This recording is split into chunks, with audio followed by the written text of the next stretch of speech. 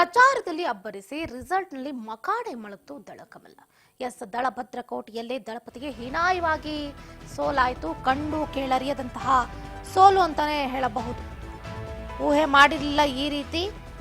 ಹಳೆ ಮೈಸೂರು ಭಾಗದಲ್ಲಿ, ಅದರಲ್ಲೂ ಮುಖ್ಯವಾಗಿ ಚನ್ನಪಟ್ಟಣದಲ್ಲಿ ತಮ್ಮ ಅಸ್ತಿತ್ವವನ್ನೇ ಕಳ್ಕೊಳ್ತಾರೆ ಅಂತ.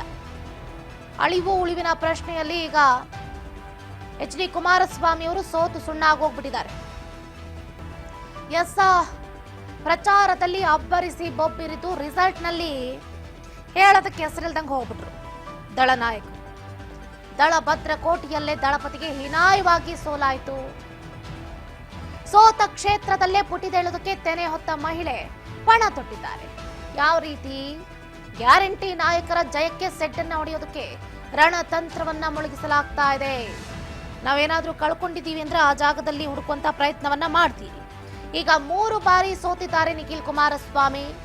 ರಾಮನಗರ, ಮಂಡ್ಯ ಹಾಗೆ ಇನ್ಕ್ಲೂಡಿಂಗ್ ಚನ್ನಪಟ್ಟಣ 3 ಕ್ಷೇತ್ರದಲ್ಲಿ ನಿಜಕ್ಕೂ ಹೀನಾಯವಾಗಿ ಸೋಲನ್ನ ಕಂಡು.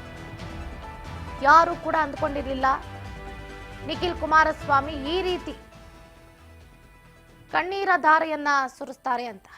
ಎಷ್ಟು ಪ್ರಯತ್ನ ಪಟ್ಟರು. ಮಾಜಿ ಪ್ರಧಾನಿ ದೇವೇಗೌಡರು ಪ್ರಚಾರವನ್ನ ಮಾಡಿದ್ರು. ಕೇಂದ್ರ ಸಚಿವ ಎಚ್.ಡಿ. ಕುಮಾರಸ್ವಾಮಿ ಅವರು ಪ್ರಚಾರವನ್ನ ಮಾಡಿದ್ರು. ಹಗಲು ರಾತ್ರಿ ಅನ್ನದೇ ಶ್ರಮಿಸಿದ್ರು. ಅಷ್ಟೇ ಅಲ್ಲದೆ ಇವರ ಪತ್ನಿ, ಏನು ನಿಖಿಲ್ ಕುಮಾರಸ್ವಾಮಿ ಅವರ ಪತ್ನಿ ಕೂಡ ಎಲ್ಲೂ ಕೂಡ ಆ ಮಹಿಳೆ ಸಾರ್ವಜನಿಕವಾಗಿ ಕಾಣಿಸ್ಕೊಂಡೋರಲ್ವೇ ಅಲ್ಲ.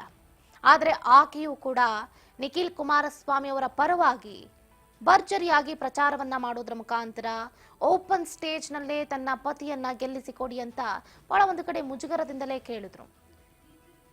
ಹಾಗಾಗಿ ಈ ಬಾರಿ ಚನ್ನಪಟ್ಟಣದಲ್ಲಿ ಯಾವುದೇ ರೀತಿಯಾದಂತಹ ಟ್ರಿಕ್ಸ್ ವರ್ಕೌಟ್ ಆಗಲಿಲ್ಲ. ಕಾಂಗ್ರೆಸ್ನ ನಾಯಕರು ಫೈನಲಿ ಅಂದುಕೊಂಡಂತೆ ಗೆದ್ದು ಬೀಗಿದ್ದಾರೆ.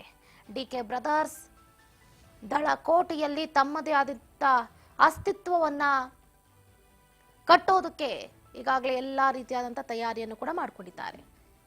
ಏನಿಹಾವ್ ಈಗಾಗಲೇ ಒಂದು ಕಡೆ ಹೇಗಾಗ್ತಾ ಇದೆ ಅಂತಂದ್ರೆ ನೋಡಿ, ಕಾಂಗ್ರೆಸ್ ಗೆಲ್ಲೋದಕ್ಕೆ ಮೂಲ ಕಾರಣ ಅಹಿಂದ ಅಸ್ತ್ರ ಒಂದು ಕಡೆ, ಸಿದ್ದರಾಮಯ್ಯನವರ ನಾಯಕತ್ವ ಮತ್ತೊಂದು ಕಡೆ, ಪಂಚ ಗ್ಯಾರಂಟಿಗಳು ಮತ್ತೊಂದು ಕಡೆ.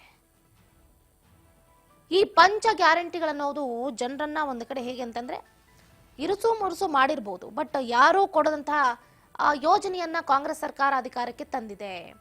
5 kg ಅಕ್ಕಿಯನ್ನ ಕೊಡ್ತಾ ಇದೆ. ಇನ್ನು ಉಳಿದ 5 kgಗೆ ಹಣ ಪಾವತಿ ಮಾಡ್ತಿದ್ದಾರೆ. ಗೃಹ ಜ್ಯೋತಿ 200 ಯೂನಿಟ್ ವಿದ್ಯುತ್ತನ್ನ ಫ್ರೀಯಾಗಿ ಕೊಡ್ತಿದ್ದಾರೆ. ಗೃಹ ಲಕ್ಷ್ಮಿ 2,000 ರೂಪಾಯಿ ಪ್ರತಿ ಮನೆಯ ಯಜಮಾನಿಗೆ, ಅತ್ತೆ ಆಗಿರ್ಬೋದು ಸೊಸೆ ಆಗಿರ್ಬೋದು, ಅವರ ಅಕೌಂಟ್ಗಳಿಗೂ ಕೂಡ 2,000 ರೂಪಾಯಿ ಹಣ ಜಮೆ ಆಗ್ತಾ ಇದೆ. ಶಕ್ತಿ ಯೋಜನೆ ರಾಜ್ಯದಾದ್ಯಂತ ಇದೊಂಥರ ಬಂಪರ್ ಗಿಫ್ಟ್ ಹೆಣ್ಮಕ್ಳಿಗೆ. ಎಲ್ಲಿ ಬೇಕಾದ್ರೂ ಸುತ್ತಾಡಬಹುದು. ಮಠ ಮಾನ್ಯಗಳಿಗೆ, ದೇವಸ್ಥಾನಗಳಿಗೆ. ಈಗಾಗಲೇ ಈ ಹಿಂದೆ ಏನು ಡಿ.ಕೆ. ಶಿವಕುಮಾರ್ ಅವರು ಹೇಳಿದಾಗೆ ಅತ್ತೆ ಮನೆಗೆ, ಸೊಸೆ ಮನೆಗೆ, ಮಾವನ ಮನೆಗೆ, ಆಸ್ಪತ್ರೆಗೆ, ದೇವಸ್ಥಾನಕ್ಕೆ ಎಲ್ಲಾ ಕಡೆನೂ ಕೂಡ ಫ್ರೀಯಾಗಿ ಓಡಾಡುವಂತಹ ವ್ಯವಸ್ಥೆಯನ್ನು ಕೂಡ ಕೊಟ್ಟುಬಿಟ್ಟಿದ್ದಾರೆ. ಅಷ್ಟೇ ಅಲ್ಲದೆ ಯುವ ನಿಧಿ ಯೋಜನೆಯನ್ನು ಕೂಡ ಈಗಾಗಲೇ ಸುಸೂತ್ರವಾಗಿ ಮುಂದುವರಿಸ್ಕೊಂಡು ಹೋಗ್ತಿದ್ದಾರೆ. ಸೊ ಎಲ್ಲೋ ಒಂದು ಕಡೆ ಜನರಿಗೆ ಅಫ್ಕೋರ್ಸ್ ಈಗ ನೋಡಿ, ಬಿಟ್ಟಿ ಅಂತ ಹೇಳೋದಕ್ಕಾಗೋದಿಲ್ಲ, ಜನರಿಗೆ ಒಳಿತಾಗ್ಲಿ ಅಂತ ಕೈಲಾದಷ್ಟು ಕೊಡ್ತಿದ್ದಾರೆ.